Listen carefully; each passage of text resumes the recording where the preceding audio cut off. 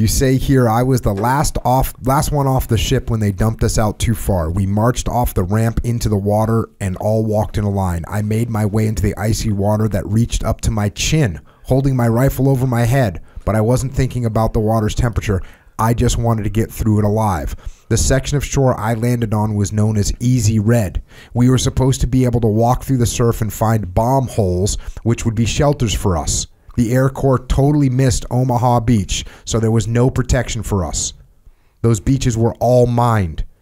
I would find out later in life that there were millions of mines on that beach. If you stepped on one of those babies, it was a quick trip to heaven. I was more afraid of stepping on a mine than being shot at.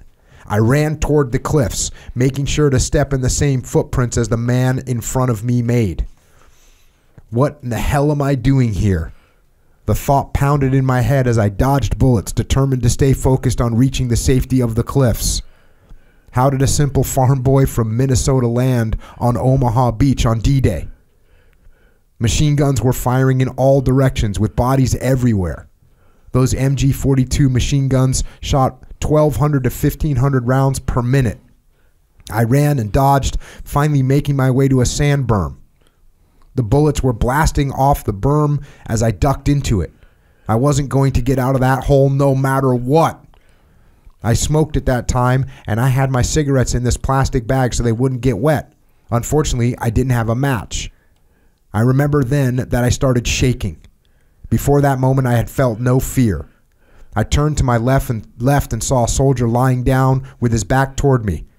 I called out, "Hey buddy, do you have a match?" Then I noticed there was no head underneath the helmet.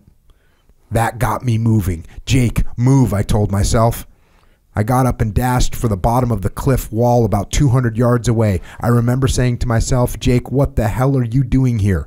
You're running for your life so nobody can shoot at you, but everybody can shoot at you." I only weighed 120 pounds soaking wet, so that was an advantage since it's hard to shoot at a toothpick. After what seemed like an eternity, I made it to the cliff wall where I was safe. From what I've read, over 2,500 died at Omaha Beach that day.